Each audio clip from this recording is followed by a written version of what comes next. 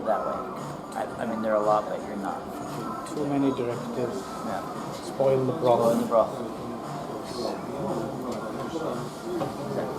Do like here? I don't know. It's potluck really. We'll see if they're here or not. I suppose I could get a little bit closer to destroy your composition, but there we go. Because I don't really want to shout. Right. Yeah. So here we are. We're talking. Yeah. I don't want to miss any of this. Right, of course. Yeah. So here we are, and we're doing Magic Morning Wood on the road. Yeah. You may not actually be able to hear anything we say because of the music overhead. In which case, we'll do this. That's comedy happening over there, just in case you want. Yeah, see? Obviously. Yeah. So we might just check this out. Yeah. And do it again. Yeah, sure. That's possible too. Because anyway, so apart from what we normally do, we went to the cinema, didn't we? Right? Yes, we did. Yeah. What did we see? We saw The Crow. We did. Yeah, the new reboot, remake. It wasn't really a remake, right? So no, I mean, quite different. So I was going to ask you this: are you familiar with the comics, the James O'Barr comics? No, I hadn't seen the comics. So right. I was guessing maybe it was closer to the comics than the original did, but I don't know. I don't know the comics either. But judging, what I mean is, when the old film came out, the Brandon Lee one, I don't remember anyone like saying, "Oh, this is so different." So I always assumed that's what the comic was. But of course, there was no SMS at that time, right? I think if there was the internet at that time, people may have said that. 失礼します。一番絞りご注文。はい。メールがございます。ロケどうぞ。Cheers. Cheers, the viewers. If they exist. We're not sure how close it was to the original. No, but I get the feeling I would have heard at some point someone would have said, "Oh, yeah, it's so totally." So I mean, they definitely came at the remake from a very different angle. Right? It's the basic conceit of dead girlfriend, big love, big revenge is the same. Right? So basically the conceit of the general story is the same, but the as I was watching, I was like, oh, that's the same, and then there's one other thing. I mean, basically the makeup is kind of the same, right? Yes, the makeup. So other than Eric-driven makeup. Yeah. So I assume those are the elements that they kept, but I mean, I haven't seen the original in like 30 years, and I haven't read the comics at all, so I can only kind of guess this, but it seemed quite different than the one I remembered anyway. Yes, and if I had to go with my gut, I'd guess maybe the old one is closer to the comics. I would. Oh, guess. really? Okay. Yeah, I think so. I would have guessed the other way around. That the other one, that one. But again, there's no. It's good to have two totally ill-informed commentaries. Yes, absolutely. There's nothing better than one person not knowing what they're talking about than two. Two people having a different opinion about the thing they don't know. Hang on, I just thought of a better one. 3. I think that's as high as it gets, though. Yeah, no, 4 would be a mess. That would just not work. So luckily, my friend came along. Hello, I also saw The Crow, and I'm from opinion. And what's your name? How can you talk without moving your mouth? You gotta go my like name this. is Han. Oh, 4 is too much. Oh no. Crash. Anyway, we went to see The Crow in the cinema because there was nothing else on with it. We were meeting up today because we haven't met in person for like 25 years or something. It's been a long time. But we thought, so let's go to the theatre because we like it's a thing for us to go to the cinema together. Do you remember the last movie was that we went to? Well, we haven't been to see that many together. Yeah. It's either The House that Jack Built, right, or Aquaman. Oh, yeah. What was the one where the military carried the bombs over the bumpy ground? Oh yeah, we did go and see Sorcerer together. Sorcerer, and Neon Demon. Yeah. We've been more often than I thought together to the cinema. Yeah. So, is this their 5th time? I don't know. But anyway, it's nice. I like to go to the theatre with Ron and talk cinema afterwards. And this time we thought we'd capture the magic. Yes. I think you can all agree this was definitely worth it. I mean, magical. We haven't even got started. Yeah, that's right. Exactly. So, what did we make of? How about you? Sorry.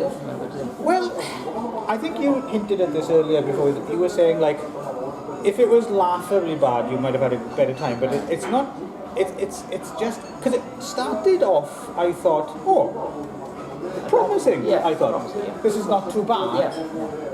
And then exactly what went wrong, I couldn't tell it. Like it's not awful. It's not awful. Yeah.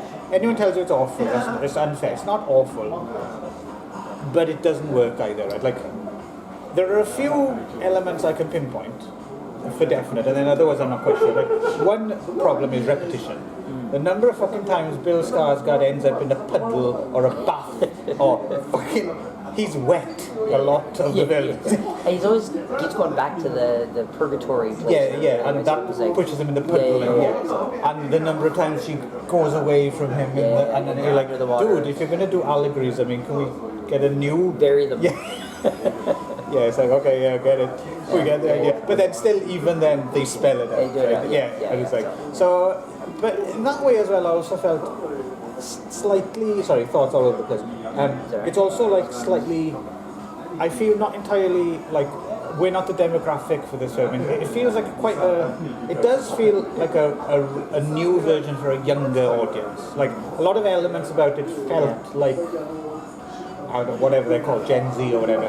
It feels, like it would make a little bit more sense maybe to them. And also so I like Bill Skarsgård, and turns out I've got a bit of a crush for FK Twigs as well. I didn't know that watching this film. I thought she was pretty hot, and I like her music. But and I think they actually make a good couple. I didn't have a problem with that worked. But I don't buy him as Eric Draven. Do you know what I mean? He's not quite vicious looking. I mean, it would be a toss-up who was better. I don't know if that's the reason, but yes. Him or Edward Furlong, I don't know, because I can't remember, was Edward Furlong, was he the third film or the TV series? I think he was the second film, wasn't he? No, I think it was someone else the second one, and the third one, Wicked Prayer, I think is him. Oh, okay. And then there was a TV series, I can't remember. I don't remember the TV series though. The only reason I know the TV series is because they edited 2 or 3 episodes together and they put them out in Japan as features on video. Oh, okay. So there was at least 2 of them. One was called Witch Crow, I remember. That one. Who dis? That's that girl. Which girl? So overall, it didn't work. Repetitious. Not for me though, so I can see what, but not awful, but I don't know, it doesn't quite work, does it? I mean, it's not as if I thought the first one was fine back in the day, but I don't remember like being like a massive fanboy for it, so it's not like I feel like my thing has been trampled on or something. So it's a noble attempt, how about you? Well, I don't think I was a fanboy, but I was a really big fan of the original Crow. Right. Yeah, so back in the day. It's been many years since I've seen it though, but do you have any desire to rewatch it? Because I don't. Really. I do now. Oh, I do. Okay. Now that I've seen that, I kind of wanted to go back and see it, but it was actually like a thing with my friends where we all had seen the Crow together. I think in the theater originally, and then I think maybe we saw part 2 in the theater together, and we were like, I remember there was a. You know how you're friends and you have like these kind of like in jokes, and they're not even remotely funny to anyone else, no. but like when you say it to each other, yeah. So we have like a joke from the Crow Part 2 that was like that, or is it the Crow Part 2? It was like Batman film or something. I don't know. Is it Tony Blair? No. That's a good one. That's ours, right? No, that's me and my wife. Yeah. Don't muscle into my marriage. Yeah, I'm taking it. You're making a bid for my chastity. Now, again, anyone can correct me if I'm wrong. If you've seen part, what is it, City of Angels? Is that what it's called? City of Angels, wasn't it? Is it City of Angels Crow 2, or City of Soul? A city of something. It's a city of some kind. Yeah. I think it was City of Angels. Anyway, so so we watched that one, and I think on that one he like rides a motorcycle. I remember almost nothing. So but I remember. This is how I remember. Pop, isn't it? Maybe. Something like that. And Ian Dury is it? Right. Yeah. So, anyway, so he gets around some other way. No, or was that? And anyway, I remember one of my friends said, Brandon Lee never needed a motorcycle or whatever that. And then my other friend said it was like, well, it's because Brandon Lee had buildings close as tits. And, and for some reason, we at that time thought that was hilarious, and that became a catchphrase in my head. Yeah, I've never heard that one was before. that Brandon Lee had buildings as close as tits, right? So he. right? So that maybe they could just jump. Yeah, no, I get it. So- Yeah, I just never heard that phrase. Do you think he invented this? We had never either, so that's why I think maybe we caught on to it because my friend had sort of thought of it Was this himself. friend of yours? Did he often come up with such things, or was this a rare? No, not really. Oh, okay. That's his. Yeah. That's going to be on his gravestone. Yeah. Here lies the So closest dates. so that's how I remember that he jumped over buildings in the first one, but the new guy rode a motorcycle because of that joke. I don't even remember. Does he Yeah. fly about in the first place? He doesn't Or fly. He he- kind of just jumps from building to building, kind of like a Batman kind of thing as Spider-Man. Or I may be confusing him with a Batman movie, but I'm pretty sure it was the Crow one. Well, it's interesting you mentioned the Batman as well. The other thing I got a little bit out of this version of the Crow, not too much, but there's a tad post-Joker about it as well, Yes, wasn't it? yeah. It's very like the Jared Leto Joker a little bit, or like the. I was thinking of the what's your face, the Joaquin Phoenix. Joaquin Phoenix. Yeah, Oh, yeah, okay, yeah. But yeah, so yeah, I agree I with you. keep expecting him to like dance in front of that mirror. And like if he'd have done that, I thought, oh yeah, okay, Yeah. But there's a little bit in there It's somewhere. a Prince in there somewhere. Yeah. But yeah, so I agree with you. I don't think it completely worked. I quite liked it. I liked it more than I thought I would. Oh, okay. But I think, and I really like Bill Skarsgård. I think Bill Skarsgård is a really, really, really good actor. Got good eyes. He's got great, really expressive He could face. play Ren. He was awesome in as Pennywise in the series, which you I think didn't see, right? I saw the first one. Okay, Yeah. I thought he was a really good Pennywise. I thought he was really good. Yeah, it's fine. it was a very kind of plastic kind of. You had to Yeah. moves of your face. He certainly made it his own when Yeah, you're up his own against thing. Tim Curry, right? Yeah, so, yeah. So anyway, so I thought he really. So I've seen him in other stuff, and I think he's a quite good, talented guy. So I was pretty excited about him in it, and yeah, I think that was the thing is that I don't think it's meant for him. Not Yeah, really, it's no. something- Like I don't think it's that he wasn't tough enough because I think he was pretty like. Well, he's jacked and all that. He's but also pretty scary. The, He's like Pennywise. the eyes are Dude, too like- soulfully like. Yeah, maybe I never. they're too big or something. Yeah, there's a bit like when they went, and they're telling his character like, but it shows on your face how angry or evil, and I'm thinking, no, it doesn't. It just shows that you're still sad and still in. Do you know what I mean? I Yeah, never yeah. got the transition Right, to so. like vengeful demon or something like that. Yeah. He was always kind of sullen and kind of Yeah. from the very beginning. So his character didn't really change that much. But I suspect if I'm going back, I think that was in the original as well, right? I don't ever remember thinking. I know it's unfair to compare because he didn't even live to the end of the production, right? But I don't ever remember me thinking that the Brandon Lee character turns into like a really vicious kind of. You're still sympathetic with him all the way through, right? Yeah. And I suppose I did appreciate that a little bit in this. Right at the very end, they did try and do a little bit of a switcheroo, like where, for instance, the FK Twigs character turned out she'd have done something bad as well. So they tried to make it a little bit more like everyone was a little bit of evil in there somewhere, kind of commistic kind of thing. And I thought that was there's a lot of potentially quite good ideas in there. And like I said, they made it their own, not just a remake. Yeah. But it's just a bit fumbled, and I think the casting is a bit of a problem. Yeah, like I can imagine that Bill Skarsgård was probably just a fan of the original and wanted to do it maybe or something. Yeah. So, but because how old is he? Is he like 30 or something? well, or? I think he's older than he looks, but he's 95. Yeah.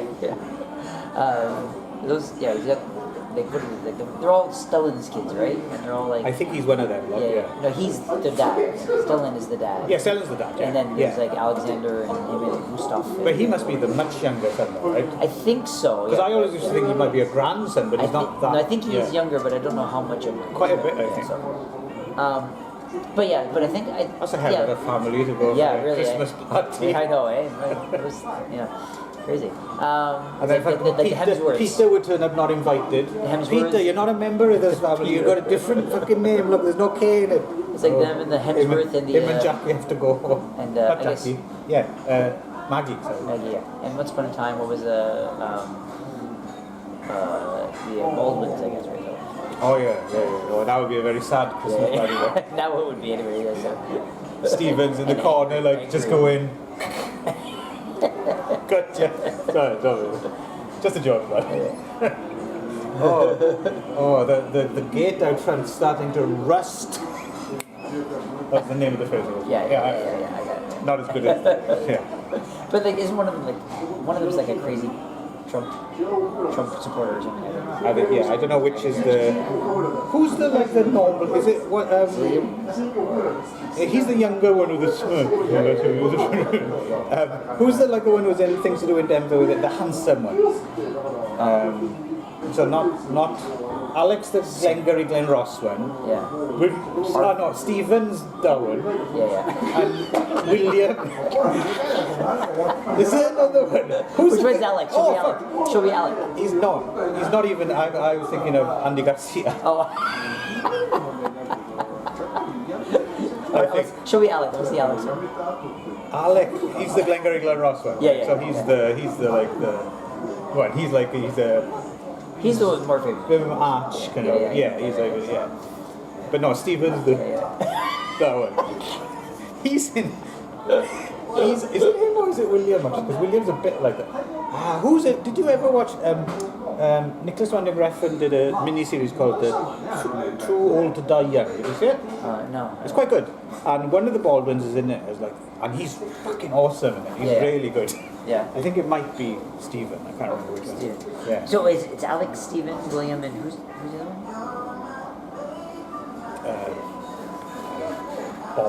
Bob Baldwin. Yeah, Bob. He's the one who went into construction. There's 4 of them, right? There's 4 of them. Anyway, why are we talking about the Baldwins? No idea. So yeah, I think Bill Skarsgård, even though he's pretty good, I don't think it was just quite meant for. There was just something that didn't click between. Yeah, no, I agree. We can all agree on that. And the other thing was that I think it was. I agree with your repetition. And also, I think it was tonally kind of all over the place. I think they didn't really know. I think the thing that the first one did well was that it picked the right tone, the emo, before emo was even a thing, the emo kind of thing. You know, they had the great music. I remember the soundtrack being really great. Yeah. Like Well, it was only a few years after. It was only a few years after Emo Phillips had invented emo. Right. Right. Of course. Yeah. So but I remember the soundtrack in the original one being like one of those, you know, back in the days when people used to buy soundtracks for movies. So It was so a there big was deal. a really big This deal. soundtrack had some good cuts on It it. was okay, but I think they didn't have the flavor of that. No. And it didn't have a consistent flavor, and it weren't as sort of like immersive. I think the music was a little more important than the first one. It's interesting how music culture has changed as well. Yeah. Because if you think about the first one comes out in '94, right? And it has a very, very 90s soundtrack. Yeah. And then the version that comes out 30 years later, the way music is weirdly mutated and everything, it's got more of an 80s vibe. Like pre the 90s. I can see that, okay. There was a lot of tracks, there were even some straight out of the 80s, and there was a bit of Joy Division, and there was a track by the Bug Guy, like that was the only new one. But there were a few things that they felt very much like internet kids who've grown up loving 80s, like synth music and stuff like that. Yeah, but I didn't feel like it hit the tone as well, right? So it wasn't. No. So I thought it didn't really mesh as well. I thought the first one like meshed really well. Yeah. And became more like part of the movie. Whereas this one was sort of like it was just sort of an afterthought, right? But I feel the '94 film. The reason I'm Rexon to go back and I feel as if it's one of those zeitgeisty films that is going to have dated very badly. Yeah, it's quite possible though. I would. Very of its time. Yeah. But anyway, and then the other thing I was thinking about was that, like, you know, as I said, totally all over the place. Like, let's take for example the climax where the opera like slaughter. Right? The Peter Jackson. Yeah. So I don't know. Like it would be like at points like trying to go for like real brutal like violence. Yeah. And then it would on a dime become like really cartoonish and kind of like almost played for laughs almost. Yeah, there were a few bits where it went almost like, oh, they're going to go to comic relief now. Yeah. Here and there, like putting a cigarette in the dead guy's lips and things. Yeah. But I agree with you, it was not consistent, which isn't necessarily a problem, but I thought at a certain point they might flip, you know. Right. And that would be fun, I thought, for the climax. I thought that's what they were going to do. Yeah. But they didn't. It was kind of like a... But that's what I mean. I think that's what I mean about us not being the demographic, because I think there has been a kind of sea change in the way I think that I've noticed this in a lot of new films. This is not unique to that film. A lot of new films that I see, they have this kind of strange approach to genre, which is alien to us. But younger people seem to like I don't know. It's like they only need like a little. It's like they need like a hint or something. Like, oh, we're going for this now, and it's like, oh, time to look at it like this, and then, and then, do you know what I mean? Like they don't need it. It's just a different way of making movies, and I think for old people like us, we don't necessarily have to love it, but I think we should maybe learn to register it at least. Yeah. I feel as if it just felt like it might. I mean, it's probably still not a great film for anyone, but I can imagine younger people maybe just getting it a bit more than we do. Right, yeah. But it's still not that great. Right, Yes. yeah. Yeah. But also, I imagine that, I mean, we also have so like, well, we're wise because we're older, but I mean, we have And handsome. yeah, And huge yeah, cocks. it goes without saying, right? If you could see under the table right now, it's like two pythons at each other. But we have this sort of wealth of experience of other movies we've seen that we can compare to, whereas young people don't have that, right? Yeah. So then they're if this movie for them would be The Crow was for our generation because it was kind of like this cool new kind of like emo thing before there was an emo thing, but before and just after Emo Phillips. Yes, right. Of course, yeah. But the founding father. oh, I'm so sad. That's oh no, that's not, yeah. I get the two of them mixed up with this. And then Stephen Portwood's there. A little bit of a laugh. I forgot what I was saying. So I thought it didn't, but I think maybe they don't really. It's like kind of new for them, whereas it's not new for us. I think, right? No, I think that's all. And I think the other thing about Bill Skarsgård is that I don't know if it's like because I guess Brandon Lee, that was kind of the big thing he did. It was kind of like the only thing he kind of really did. Well, it was him peaking and then unfortunately dying. He didn't really do. Well, I mean, he did. He did like. He played his dad, right, in the Dragon, the Bruce Lee story, right? So, but. No, he wasn't in that. No. I thought it was not him. No. I thought he played his dad. You mean played Jason Scott Lee's dad in Dragon, the Bruce Lee story? I don't think so. No.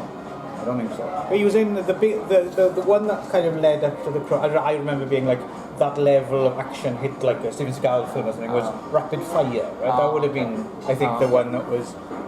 But yeah, Crow was definitely like, if he'd have lived, he definitely would have done something else for sure.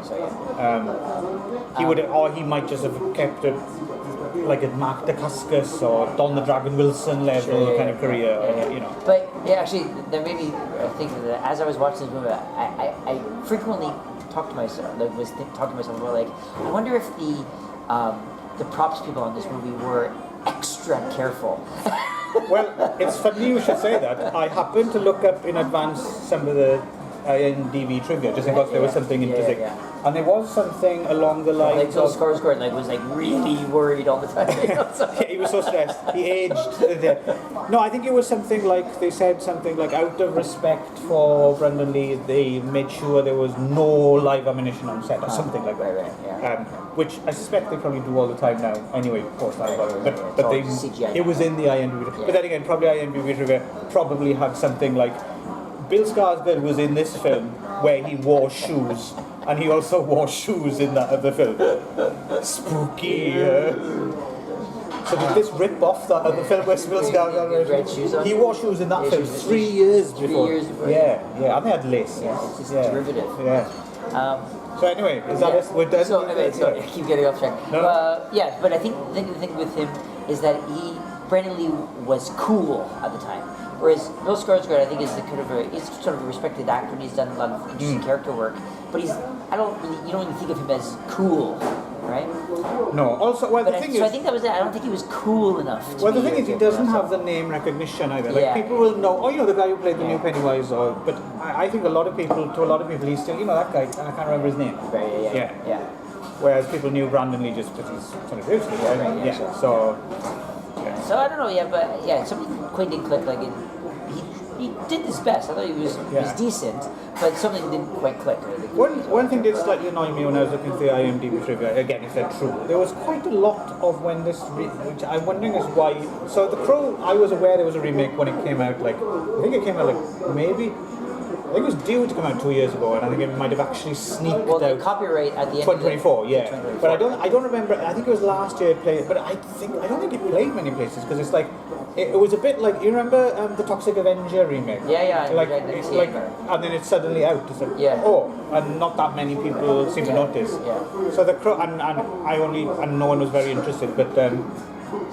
Yeah, but I was looking at like quite a lot of people like turned their like for instance Shannon Lee, Bruce's daughter, was like snubbed the film, not having seen it, just that it was being made. The Crow. Right? Yeah, and a few other people were like involved. They were like intimated that it was in some way massively disrespectful to the legacy of Brandon Lee, and I'm thinking.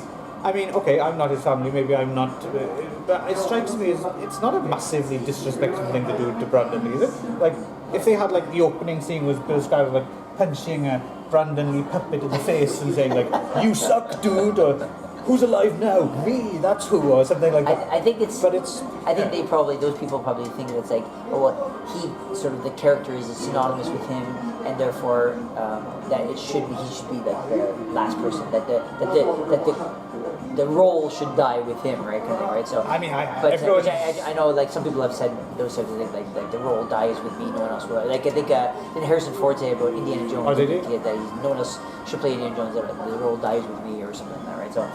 That kind of thing, right? So it's just that I think those people think that because that's disrespectful because they're sort of like taking the role. Yeah, but it's not even him saying it, obviously, because he can't. But and again, you don't want to kind of piss on people's grieving process or whatever. But it just strikes me as like that's a bit over the top and silly. I think, Yeah. Well, usually, of course, right? Because I mean, that's not fair to the guy who wrote the Crow comic who wants more money. Yeah. And that's the other thing about that as well. I didn't realize this until recently. I was happened to be listening to a podcast about the Crow films, and obviously I knew of the comic, and it's, even though I'd never read it, it's held in very well esteem. But again, such as like in the same way as like the Frank Miller stuff was like so everywhere back in the day. I think now people are so over it, like you never hear anyone talk about that stuff anymore.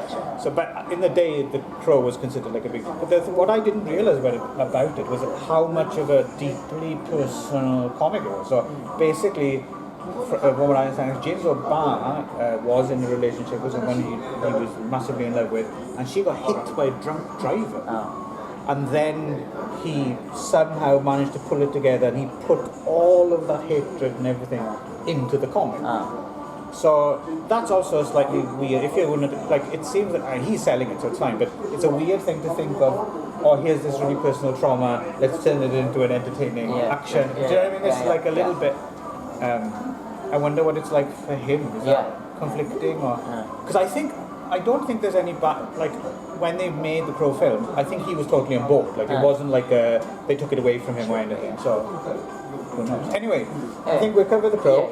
So, if you do have any, if anyone, well not anyone, if FKA Twigs herself has any objections, she's quite welcome to send me a message. That wasn't in the slightest bit creepy.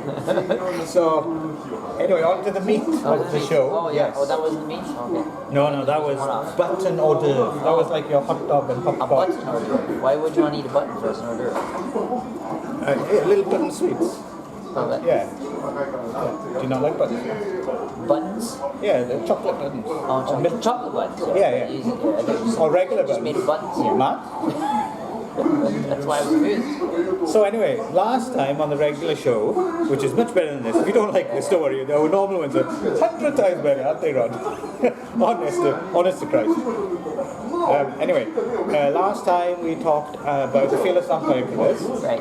So we responded in kind, and actually, weirdly, we both responded in utterly absurd ways. I didn't expect that. Considering we went from, the very well-regarded Fearless Vampire Killers, where are they going to go now? These are both quite strange choices. I don't think mine's that strange, but well, I mean, yours is pretty. Of all the films you could choose in the world, it's pretty strange. Well, I'll explain that when I get there. Yes, I'm sure you will. Well, it's your up. So, sorry, I did the intro. So we're responding to the Fearless Vampire Killers. And so I chose the because I was thinking, because remember what I was talking about with the Fearless Vampire Killers was that it wasn't. It seemed like my impression was that it looked like it was supposed to be a comedy, and I marketed it that way, and it had all the trappings of a comedy, but that it wasn't funny, right? So I decided I'm going to go with an actual, like it seemed like it was, but you seemed to disagree that it was a comedy. Well, no, I think my take was see the show for details, but that it was neither one nor the other, it was something else. It was like a nostalgia piece. Yeah. Right, yeah. So I thought, okay, well, I'm going to just choose a movie that's an actual vampire comedy, right? And of course there's... And failed once again. Of course there's several options in that field. There are actually more vampire comedies than you expect. Yeah. But Love at First Bite. Yes, Vampire Suck. I think. Yeah, there's a whole bunch of them. First Kiss or anyway. But I decided that I remember that we had enjoyed Young Frankenstein so much, and we'd done a couple other Mel Brooks movies, and I hadn't done a Mel Brooks movie in a while, and I had forgotten. And I remembered this movie as being like when I thought of vampire parody movies. This is the first one that pops up because the title is sort of memorable, I suppose, right? Even though it's not very good, but it's very Mel Brooks circa '95. Yes, yeah. But I thought actually, I'm trying to remember if I'd even seen it. I don't remember if I have seen it. I didn't really have a very positive or memorable connection to it. So I thought, but I was like, but I forgot it was Mel Brooks, and so I'm going to give it a benefit of the doubt, and maybe I'll try watching this again with kind of fresh eyes. And I appreciate Mel Brooks' stuff a lot more than I used to, right? So approaching 100 years on, Mel can still pull one over on you. He can still trick you in. Yeah. So and of course, Mel Brooks films in general can be hit and miss. But I thought, and I figured it was probably going to be a miss. But I thought, you know what, it's also I'd also just recently seen, which I actually do recommend, was the remake of what was it? The Crow. No, no. Liam Neeson did the remake of the. Naked Gun. Naked Gun, yes. Right. Naked Gun, thank you. Yes. Sorry, Naked Gun. Yeah, so I just seen the remake of the Naked Gun. And you recommend it? And actually, really? surprisingly enjoyed it. Yeah, like way. Okay. I was like, oh, this is not going to be very good, right? So, but like Liam Neeson is not exactly synonymous with comedy, but he's funny in Ted too. Yeah. I mean, he can be funny, right? So the only funny thing. And so I watched Naked Gun and I was like, okay, I'll see how it goes. But I actually really surprisingly enjoyed it, which made me think of Leslie Nielsen. I was like, oh, I haven't seen Leslie Nielsen movie. So I thought, okay, another beloved Canadian. Yes. Yeah. So anyway, so I thought I'd give Dracula Dead and Loving It another chance. 1995, right? Mel Brooks, and starring Leslie Nielsen, also Steven Weber, who was on the show Wings. I was trying to, he had one of those faces. I was like, I bet he's famous. I don't know who he is, but I bet he's famous. He was from a I remember I used to watch him on Wings. He looked like a TV guy. I think he was in. He was in. He was in the TV movie of The Stand. The new one. The old one. Because there's a new one as well. Yeah. So that's a show. That's like 8 episodes, but the last one was like a TV movie. It was like a two-parter. Steven Weber has resting sitcom face. Yeah. Do you know what I mean? Yes, he does. Yeah. He looks like the neighbour or the dad or something. He's just got that look. In fact, one thing about Dracula Dead and Loving It, for some reason, I did quite like his face. Yeah. He has a very, like, everything will be fine. Like, everything else is going wrong. He's like, I'm just happy to be here. I bet he's nice to have as a neighbour or a friend or this guy, buddy or something, He'd come in and you'd razz him. Dracula Dead and Loving It. By the way, give me my lawnmower about it. And who was it? So Harvey Korman as the the old school and Amy Yazbek, who is John Ritter's widow. Oh, okay. Yeah. Was she one of the birds with sticks? Yeah, the redhead. Okay. Yeah, Mina. Oh, right. Okay. Yeah. And then the other. Because they do go. I didn't just say that to be. They do go for the hammer cleavage gap perfect. thing. I think the other actress actually commented that. What was that one? Lisette something. That's the character. Oh yeah, Lisette. That's right. So Lisette something, right? Yeah. So she was supposed to be. Anyway, so and, and Mel Brooks, of course, as Van Helsing, and Leslie Nielsen as Dracula. Which, see, that's the thing. So if I may, Anthony, yes. right, if I may, what I was going to say about this, just in brief. First of all, was the thing is, this is Dracula Dead and Loving, right? I know what this is. Yeah, Right? yeah. I remember it from back in the day. So okay, it's almost with any other film you go in strict, right? Yeah. But I was thinking this is almost unfair. I know exactly what it is. If it's not what I think it is, then I don't understand the world, right? So I'm thinking I'm going to give it as much of a. So I got loaded and watched it because I was thinking, give it a chance, sure, right? It might be hilarious. Sadly, no, and the one surprise for the one thing I was expecting at the very least was Leslie Nielsen as Dracula. That's funny. Yeah. Something about I'm thinking at least, but somehow even I mean, there's a few little bits that are funny, but just because it's him, I am having a day, man. Like, just, but only because it's Leslie Nielsen. It's not good. Leslie Nielsen does have this amazing gift, and he only got it later on in life. Sure. Yeah. Although actually, what I like now about going back and watching old Leslie Nielsen is you can't help but see Frank Drebin or whatever. So you watch because people forget he's like the young hero of like Forbidden Planet, and stuff like that, and he's in all these things. There's one I really the sex symbol, right?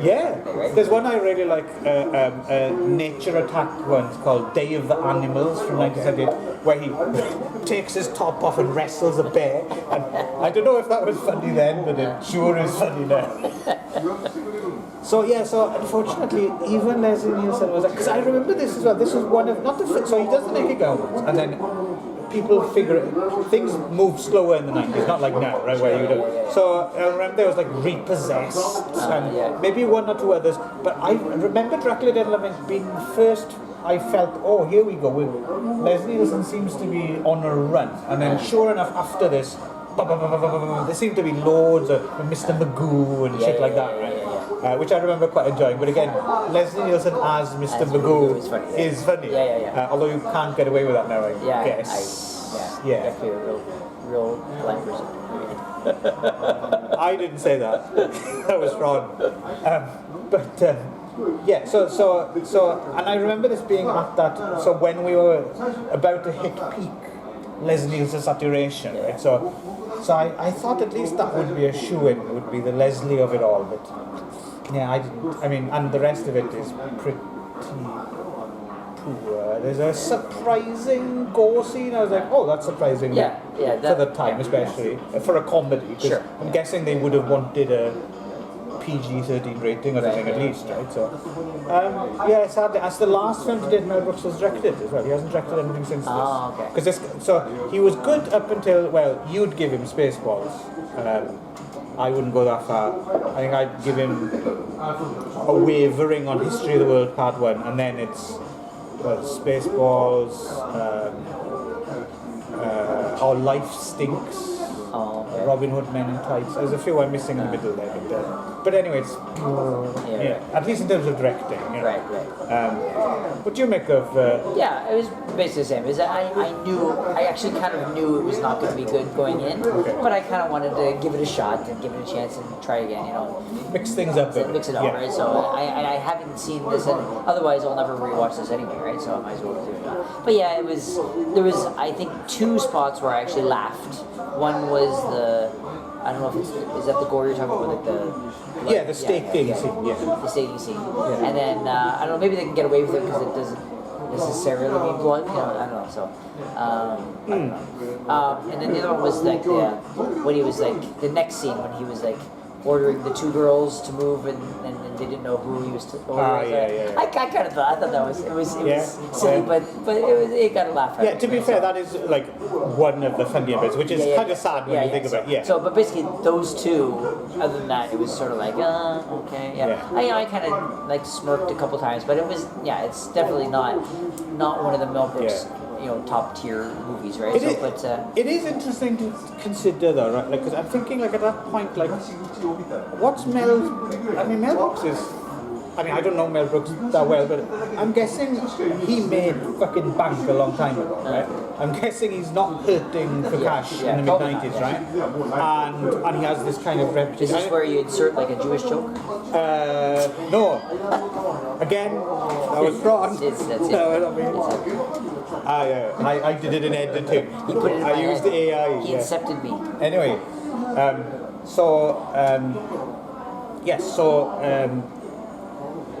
I just trying to figure out, like, because he doesn't need to do this, and I know he's been on the people's, but this one is so, the script is so, like, so earlier, so even Blazing Saddles, which is considered a classic to set, I love Young Frankenstein, but even Young Frankenstein has this as well, is Mel Brooks has never been afraid to step away from the really obvious guy. Right? Yeah, of course. He uses it to his advantage. He's that age, right? He was like vaudeville, right? Yeah, but it's not just because he's senile, and it's because he understands and he knows how to twist it. Sure. And sometimes it works and sometimes it doesn't. And you always feel that. But this film actually did feel like, oh fuck, he has now just become a senile old man who thinks, but which obviously isn't true. But after that, he's kind of he hasn't directed anything, but I've heard interviews with him and stuff, and he's in things, and that TV series with him and Carl Reiner and the Automat documentary. He's worked a lot since then, and a lot of it's a reasonable man with all his senses. So he didn't turn, does anyone know, did Mel Brooks become temporarily senile in 1945 I think or something? it's more likely that he sort of like just had to pay rent and made something like pick because I think because he had done so well with Young Frankenstein, he's like, oh well, let's do another horror comedy. Oh, I'm sure that's what they were going for, right? but it's amazing because that's 70, like 20. Okay, it is 20 years now. Still, there's a famous quote about I think it's Kim Newman said about Texas Chainsaw Massacre 2. Texas Chainsaw Massacre 2 doesn't just not look like someone who made the original Texas. It looks like someone who never saw the original. And that's what I thought about Dracula. It seems like something who's never even seen Young Frankenstein, right? Yeah. But I think he maybe just was more phoning it in. Right. At this point, so. By the way, I haven't seen it yet. It's just coming out this weekend in Japan, folks. But apparently the new The Bride film. There's a scene on a stage with the Bride of Frankenstein's character monsters where they sing "Putting on the Ritz." Oh, really? Which has got to be a reference. Otherwise, it was kind of what I expected. It was like a sort of comedy. I was wondering if there was going to be like when we talked an equally unfunny film on an objective level, but when we talk Corsican Brothers, you had nostalgia for it. So I was wondering, nostalgia for it. Right. This was just sort of like I'd like to give it a shot. Because when this came out, I was 16, so you'd have been 18 or 19. So if you'd have had nostalgia for this, you would have had a slightly remedial. Maybe kids might find this joke. Yeah, maybe that's another reason. It might be like more of like a lower level for kids kind of to enjoy. Yeah, except it's got tits and blood. Yeah. And also like obviously referencing the Christopher Coppola Dracula, like the hat. So but like obviously kids haven't seen that movie, so. Yeah. To be honest, I didn't even get that till you just pointed it out. Oh yeah. Oh, the hat. Yeah. You didn't know that was very obvious. I was just like. And also that's a rubbish gag. Also the shadow. The shadow with like moving on its own. That's all. That and the head is all from the Coppola Dracula. God, I haven't seen that since it was new either. Yeah, I rewatched it a few years back when we read the book of the Bible. No, well, we read I was on your book podcast and we talked to the man with the face. The autobiography of the guy, the actor. Richard E. Grant. Yes, Richard E. Grant. Yes. Okay. And then when I was because he's in it. When we were reaching that, he was talking about Dracula. And when I was reading it, I went back and I rewatched all his movies. Right, you watched all the Richard E. Grant movies. So I watched it. So, and I remember actually being surprised how much I enjoyed the Coppola. I remember it being good in the day. So I remember being. It is kind of a mess. But there's all of it which are or better than I expected or remembered, Yeah. right? So, Yeah. so anyway, but that was definitely from that. I think the only thing about that film that no one's ever going to reappraise is poor old Keanu Reeves, right? 'Cause But I think that the hat thing from a couple of Yes, I think you're right. Yeah. it's not, that's also in the trivia. Did you read the trivia in there? I did for this. No. Yeah, So I was too busy looking at it. Yeah. it's in there. So, Oh, okay. Yeah, so it is. Any other great trivia, like someone farts in this film or something? Or Which is like Grace's house. yeah. Yeah. They do fart. Is the one part where is it the tree? Yeah. There was a fart. There was one fart joke. Yeah. But anyway, it was exactly what I expected, and I was not surprised, or I wasn't really disappointed either because it was kind of expected. Yeah. So. I just it was a bit of a waste of a high, but there we go. I was high at least. So, fair enough. You never waste a high, right? No. So anyway, so as I announced last time, because I was so excited I couldn't keep my trap shut, I chose The Apple from 1980, the Canon musical, directed by Menachem Golan himself, and the connection was Vladek Sheybal, who was in Canal as well, if you recognize him with the piano guy. Yeah.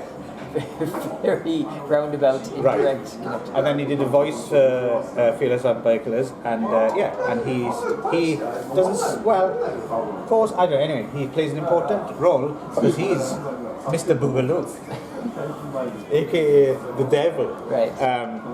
No, I think it's Boogaloo. Well, I don't know, some people call it say Boogaloo. But It's written down Boogaloo. No, in the subtitles, It's Boogaloo? Boogaloo. Oh, is it? With a W at the end. With a W? Yeah, that's how they spell it. But In the credits, Boogaloo. Oh yeah, but in the subtitles that I had, it was big with the W at the end. Oh. Right. So maybe. So I assume the credits must be right. So, but some people said Boogaloo, some people said Boogaloo. Yeah, they did. It was inconsistent. Yeah, yes. But it doesn't matter because the rest of the film's great. So we're in some sort of, it's 1994. It's an alternative history 1994 as seen in 1980. It's never really explained. It's some sort of vaguely totalitarian future, right?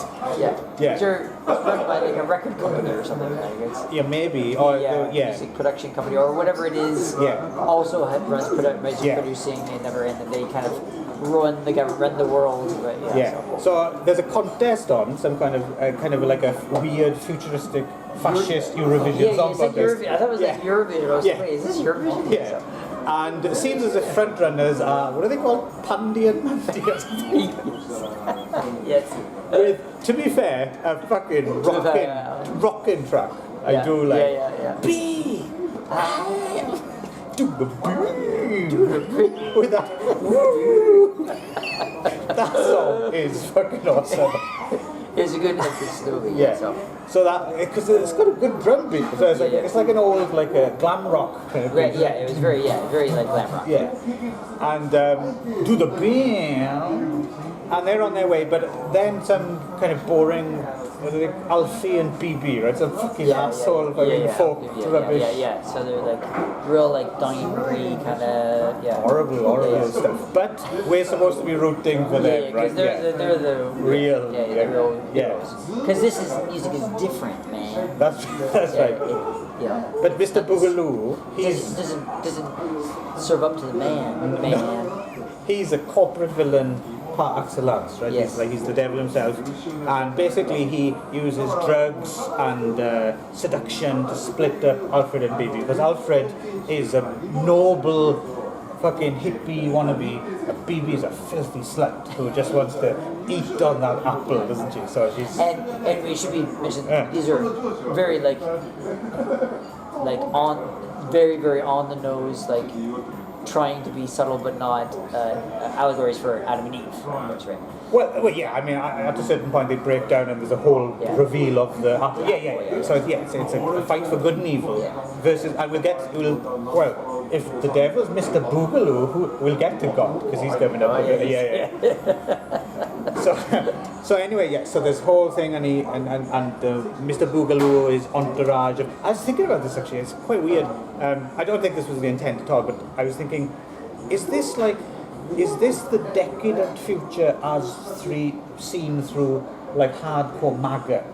because everyone in Mr. Boogaloo's orbit is like either not white or like a little bit trans or something, Yeah, right? yeah. And I was thinking, oh, this is how MAGA people see the decadent world of that evil New York or something, right? It's like this. As soon as you go there, innocent young baby is going to be snatched and made to hang out with people of colour and trans people, and it's Gay people. yeah, it's just it's awful. And of course, yes, as you said, it's weird. I don't know, somehow there's some connection between records and the government because everyone has to wear the bin mark and dance at the national bin hour. Yeah, if you stop what they're doing, Yes. you think the firefighters are going to fight a fire. Like, oh, they gotta stop. There's someone doing surgery.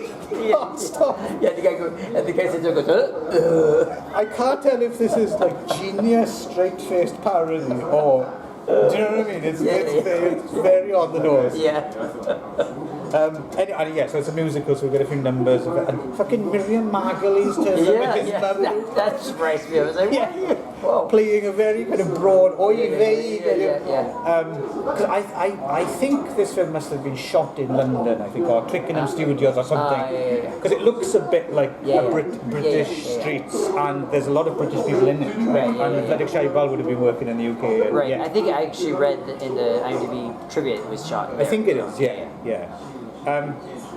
Yes, anyway, he goes and runs off with some No, hippies. sorry, it was filmed in Germany.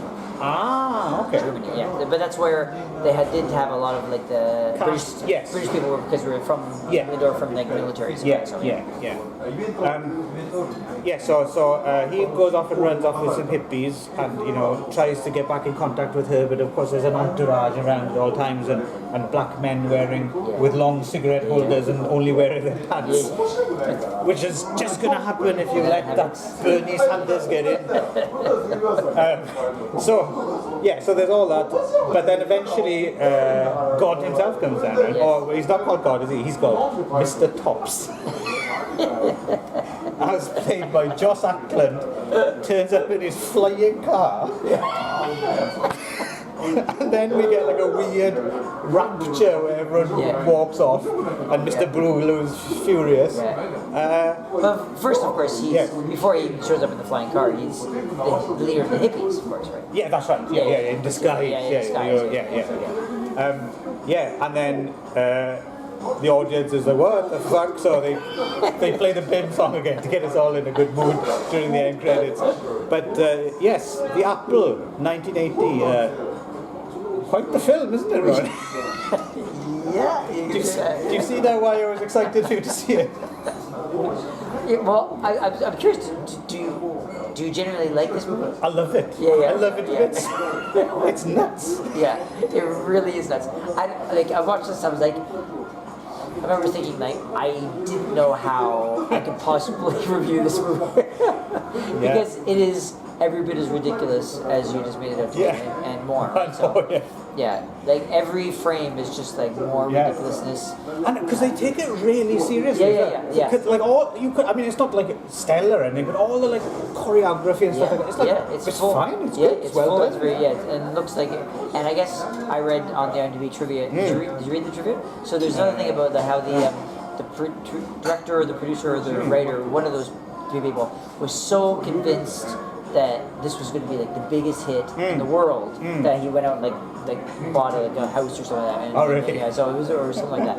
And so it was the fact that he was absolutely convinced that this was like going to be the best and the biggest movie of all time, right? At the time. So which is so knowing that, watching it, that everyone really believed in this movie made it really sad for me to watch actually because it just I felt so bad for all the people involved in this movie who really that they were just like there was no winking at the camera, like there was no they was full on they thought this was even Vladimir Shevov was like this step away from being Camping the Merciless but not quite he's taking it seriously but everybody like and made more like if it was I could take it on its face value, it was very campy but it made it kind of really sad for me to watch just because I knew everybody actually really believed that this was the biggest going to be the biggest movie in the world, right? It was just There's so many strange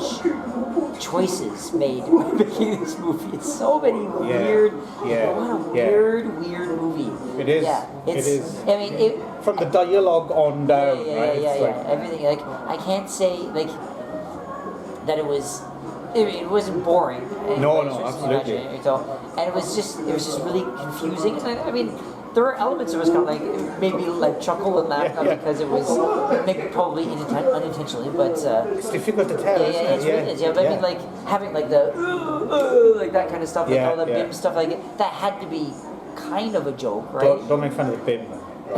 I take BIM very seriously. In fact, I don't think I'm making this up. Either I'm making this up or I read this long. But I think if you were lucky enough to go and see the Apple in theatres in 1980, I think they gave you a BIM sticker. Oh, really? Yeah. I can see that probably. I would pay good money for a BIM sticker. Like generic 100 yen store. No, Ron, it's the BIM. Don't make me report you to Mr. Boogaloo. I love how they're like they're arresting people because they don't have their BIM sticker on, and you know, it's The other thing is, I'm watching it and I'm thinking, oh, this is terrible, and I was thinking, this looks fun. You're part of the cult. I would live you're here. You're part of the BIM. Not even do the down, BIM. man. No way, man. You gotta have free thinking. You gotta go with my flying car. It's funny as well, when he turns up at the hippie place and Joss Ackland's like gives him a girl and like, here, take care of him. Her name's Lotus Blossom. The most hippie name. Yeah. Fuck, people don't still call their children that. Lotus Blossom, yeah. So yeah, I think it was enjoyable. I'm glad I got to see it. Oh, it's great fun. Yeah. It's really weird though. It is very strange. It is. It's one of those things that it has the ability of making you feel stoned, even if you're not. Yes. Yeah. I was wondering if this is better or worse or the same stone, because it's like. I'll tell you what I want, because this. So I first saw this film not long after I first came to Japan. I remember reading about it in the Psychotronic book and finding the apple. It might have been around here actually in the Shinjuku Staya, and it was just like, oh, this is cool. But no one was talking about the apple. But in about the past 5-10 years, I think it has finally found a cult because a Blu-ray, and I know they show it every now and again at Quentin Tarantino's theater, the New Bev in Los Angeles. They show it there. And so I think it now does kind of have a cult. And I think what I would like, I mean, showing it to you was fun, but I think if I'm to see this film again in the future, I want to see this with an audience. On a big screen would be best, like if you could see it in theatre. But even just with a bar full of people or something, I think it would be a hoot. I'd like to see it with people. But speaking of that, I think that was the other thing that kind of made me a little bit sad when I was watching it. Is I think it's very obviously trying to be the next Dracula picture show. There's some of that in there, I think for sure. It's definite. Like the whole like the people in the Frankenstein mansion during the time warp and stuff like that kind of style was they were trying to do the 80s version of that, right? Alan Jones wrote of it in his book. I think this is probably spot on. He said it was kind of like a mashup of Rocky Horror and Xanadu. Yes, which is upgraded the 80s version, right? So I think so it was sad because they were really trying to do that next thing. And so the other thing that confused me about it was the fact that I had never even heard of this movie before. That really surprised me. It's quite obscure until quite recently. Which is strange because you think that this would be how strange it is and how it should be a household name. Well, I would think at least people would know this movie, or we would have I would have at least heard of it in passing. I was like, I can't have never heard of this bizarre. I think it might have run into some distribution problems. I think because this is 1980. Canon hasn't quite yet found its feet. Right? It's still transitioning from the old company into the Golden Globus one. So they by 1980, I don't think Canon had any major hits. A couple of years later, So I think. Look, because now in retrospect I was from Cannon Group or whatever, but at the time I would have been like, who? Yeah. Who this? Yeah. And, this is my new youth speak I learned to impress FK, I'm sure she is. So that would have meant nothing, and it's just too, I don't know how they marketed it. I'd like to see a trailer. I'd be interested to see. It was really interesting, like really bizarre. But yeah, I mean, the acting's terrible. The songs are terrible. Like I think like it's like Not the bib. The bib is a good song. The lyrics to all the songs are so like like I'm just gonna write complete and total direct exposition of what's happening, Right. and then I'm just gonna put it to music, like Yeah, it's like a Stephen Sondheim. yeah. But yeah, it was very, yeah, it was, the music was laughably bad, but I don't know if it was supposed to be laughably, right? So, Well, that's so, one of the joys of the film, is that yeah. you don't quite know where you are with it. I've seen it a couple of times now, and I still don't quite know what's going on. So, but it's definitely a trip, that's Yeah, for sure. Yeah. it's surprising as well, just quite how simple, like they drag out, but like you said, not boring, but it is a very simple story, Yes, right? yeah. Just convoluted a little Yeah, bit. sure, It's yeah. very, very, very smooth. It's like, Yep. And apparently, I think it was based on. Apparently, originally the script was supposed to be a stage musical in yes. Hebrew Yes, yeah. Oh, about okay. the fight between good and evil. Yeah. But it morphed into this. Quite other thing. Yeah. Yeah. Although another way it is, you could say it is the greatest story ever told, Sure. right? It is the main one. right? Yeah, I guess so. Yeah, so that's all I have to say about the apple. So, yeah. Well, next time we'll be reacting to the apple, Right. which will be interesting. Yeah, that will be interesting. You could choose Woody Allen's Bananas, for example. Sure, yeah. But until then, this you might not have heard a word of this. It's just a video of pop tunes with two Oji-sans mouthing.